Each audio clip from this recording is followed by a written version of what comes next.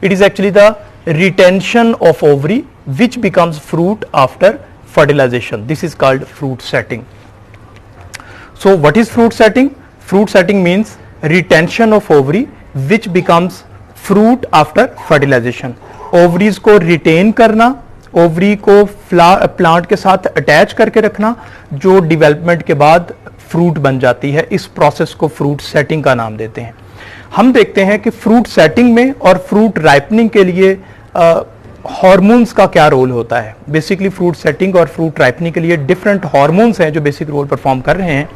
तो हमारे सिलेबस के अकॉर्डिंगली हम देखें तो 3 डिफरेंट हार्मोन्स हैं जो फ्रूट सेटिंग में और राइपनिंग में हेल्प कर रहे हैं, जिनमें सबसे पहला ऑक्सिन है. First hormone is called the auxin. What is the role of auxin in fruit setting and ripening? So fruit setting के अंदर सबसे पहले ऑक्सिन को देखेंगे. डियर स्टूडेंट्स, ऑक्सिन जो है ये प्लांट के अंदर जो पोलन ग्रेन्स होते हैं, प्लांट में फ्लावर के अंदर जो मेल गैमेट होते हैं वो पोलन ग्रेन्स के अंदर होते हैं.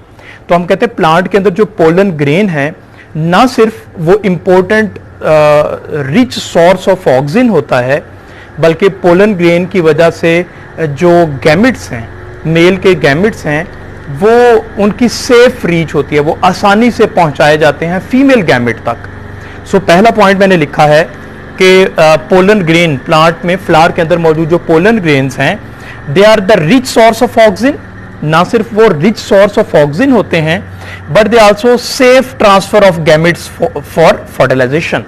बल्कि वो मेल गैमेट को सेफ ट्रांसफर, सेफली, महफूज तरीके से पहुंचाते हैं फीमेल गैमेट तक फर्टिलाइजेशन के लिए. फॉर एग्जाम्पल ये देखिए, यहां पे पड़ा हुआ मेल गैमेट यानी कि पोलन ग्रेन है, इसके अंदर मेल गैमेट है, और मेल गैमेट्स को फीमेल गैमेट यानी कि ओवरी के अंदर मौजूद ओव्यूल के अंदर जो एग है वहां तक सेफली पहुंचाना, ये भी पोलन ग्रेन का काम होता है. तो यहां पे हमने पोलन ग्रेन्स को देखा. पोलन ग्रेन्स ना सिर्फ रिच सोर्स ऑफ ऑक्सिन होते हैं, जो हम पढ़ रहे हैं मेनली ऑक्सिन के बारे में, बल्कि पोलन ग्रेन का ये भी फायदा होता है कि ये सेफली मेल गैमेट को फीमेल गैमेट तक पहुंचाते हैं. तो पहला पॉइंट तो ये हो गया. सेकेंड, पोलन ग्रेन्स जो हैं they also stimulate style and ovary. Very important thing.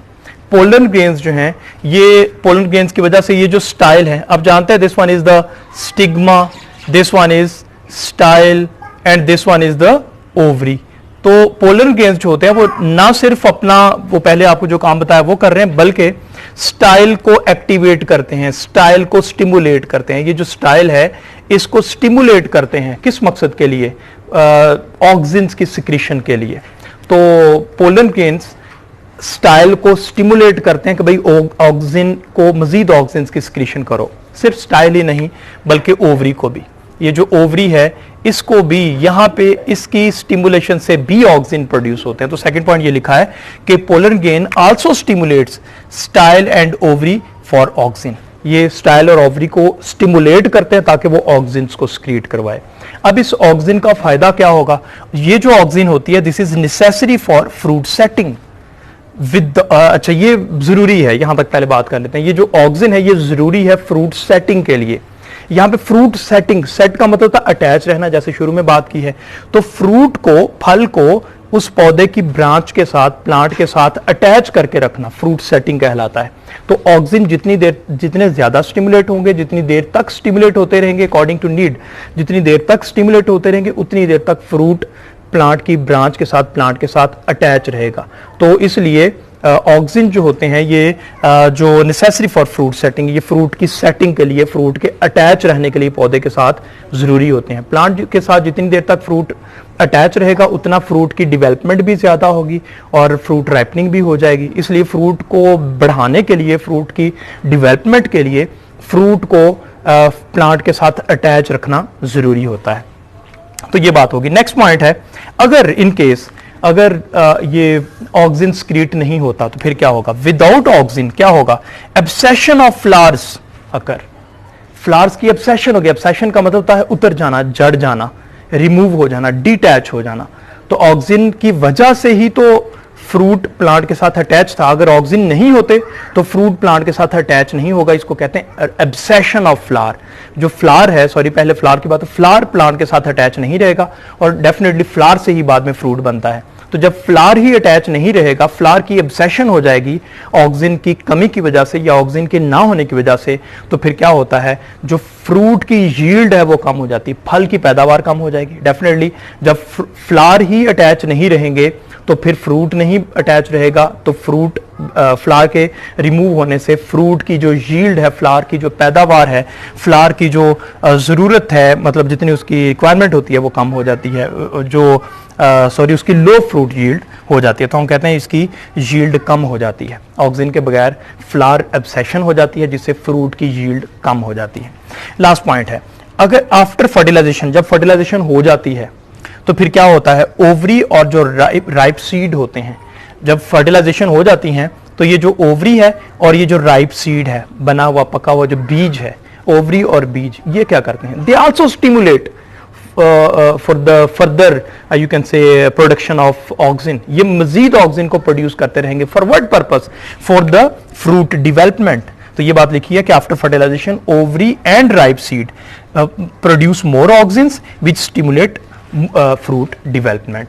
तो जो राइप सीड है और ओवरी है ये मजीद ऑक्सिन को प्रोड्यूस करवाएंगे, ऑक्सिन मजीद स्टिमुलेट होगा, ऑक्सिन मजीद एक्टिवेट होगा, प्रोड्यूस होगा, जिससे फ्रूट की डिवेलपमेंट होती है, फ्रूट डिवेलप करता है, फ्रूट की आगे बढ़ता है। तो ये तो बच्चों पहला पॉइंट हो गया, ऑक्सिन का रोल हमने देखा है फ्रूट की सेटिंग में और फ्रूट की डिवेलपमेंट में ऑक्सिन का क्या रोल होता है। सेकेंड हार्मोन की बात करें, सेकेंड हार्मोन है जी जिब्रेलिन्स एंड साइटोकाइनिन्स। ये क्या होते हैं, जिब्रेलिन्स और साइटोकाइनिन्स, ये भी प्लांट हार्मोन्स हैं। तो ये बात आपने जहन में रखनी है कि जब डिवेलपमेंट हो रही होती है, डिवेलपिंग सीड जो होता है, जो सीड डिवेलप हो रहा होता है, बढ़ रहा है, फ्रूट बन रहा है उससे, उसके सराउंडिंग में ओवरी से, तो जो डिवेलपिंग सीड होता है, बीज डिवेलप कर रहा होता है, उसकी वजह से they are rich source of auxins, gibberellins and cytokinins. जो डिवेलपिंग सीड्स हैं they are rich source of auxins, gibberellins and cytokinins. ये इन हार्मोन्स के रिच सोर्स होते हैं। अब इन बाकी हार्मोन से क्या होता है, जिस तरह ऑक्सिन के हमने रोल देखे हैं, तो ऑक्सिन के अलावा जो बाकी हार्मोन्स हैं, जिब्रेलिन्स हैं और साइटोकाइनिन्स हैं, ये डिवेलपिंग सीड से स्टिमुलेट हो रहे थे। तो इनसे फायदा क्या होता है, they are associated with the development of embryo.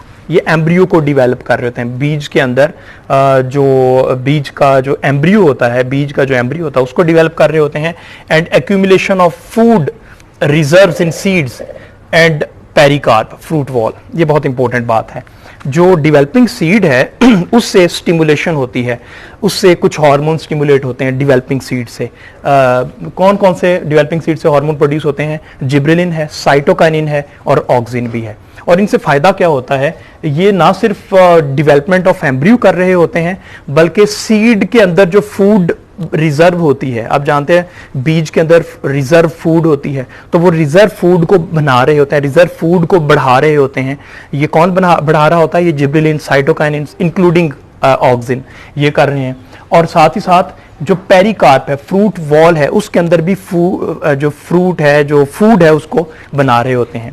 Very simply मैं ये कहूंगा कि बीज के अंदर जो रिजर्व फूड होती है उसको बनाना, प्लस बीज के बाहर जो ओवरी की वॉल है, पेरिकार्प जिसको कहते हैं, उसके अंदर फूड को रिजर्व करना, फूड को स्टोर करना, फूड को बढ़ाना पेरिकार्प में, ये किसका काम होता है, ये जिब्रेलिन, ऑक्सिन और साइटोकाइनिन्स का काम होता है। तो ये तीनों हार्मोन्स बीज के अंदर रिजर्व फूड बढ़ाते हैं, ना सिर्फ बल्कि पेरिकार्प यानी कि ओवरी की जो वॉल है उसके अंदर भी फूड को बढ़ाते हैं, उसकी डेवलपिंग कर रहे होते हैं। तो ये शॉर्ट क्वेश्चन भी एक सेपरेट पूछा जा सकता है, what is pericarp, the fruit wall is called the pericarp, जिसके अंदर फूड रिजर्व हो रही होती है।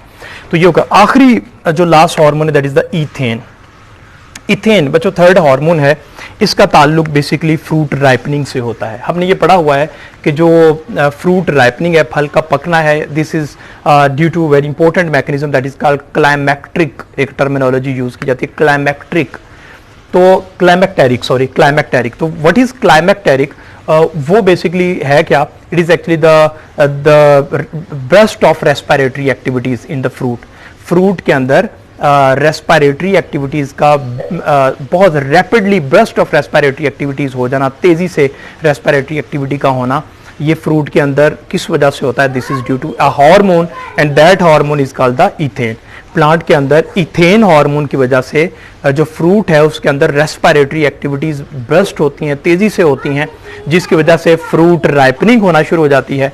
इस प्रोसेस को क्लाइमैक्टेरिक का नाम देते हैं। और क्लाइमैक्टेरिक कुछ ऐसे फ्रूट्स होते हैं जिस तरह हमने देखा हुआ कि जिनको प्लांट से उतारने के बाद भी वो राइपनिंग होती रहती है, पकते रहते हैं, जैसे मैंगो और बनाना है, इनकी बात करूं तो वो फ्रूट प्लांट से उतारने के बाद भी पकते रहते हैं। इसका मतलब उन प्लांट्स के अंदर इथेन बाद में भी प्रोड्यूस होती है, जिसकी वजह से उन फ्रूट्स के अंदर रेस्पिरेटरी एक्टिविटी बर्स्ट रहती है, बढ़ती रहती है, रैपिडली होती रहती है और फ्रूट राइपनिंग उनमें होती रहती है। यानी कि फ्रूट को, फल को पौधे से उतारने के बाद भी वो पक जाएं तो इस तरह के जो फ्रूट्स होते हैं उनको क्लाइमैक्टेरिक फ्रूट्स का नाम दिया जाता है।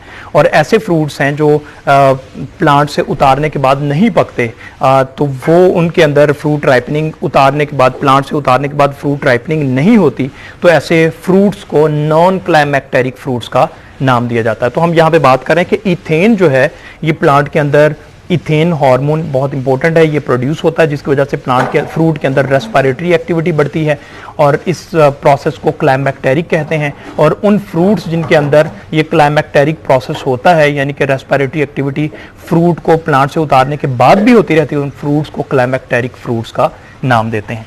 तो यही लिखा हमने कि basically during fruit ripening burst of respiratory activity starts rapidly and this is called climacteric. This is called climacteric. An important short question, what is climacteric या what are climacteric fruits? इसी तरह से climacteric is associated with ethane production which helps in ripening of fruits. ये ethane production से इसका ताल्लुक है जो ripening करते हैं, जो फ्रूट को पकने में हेल्प करते हैं।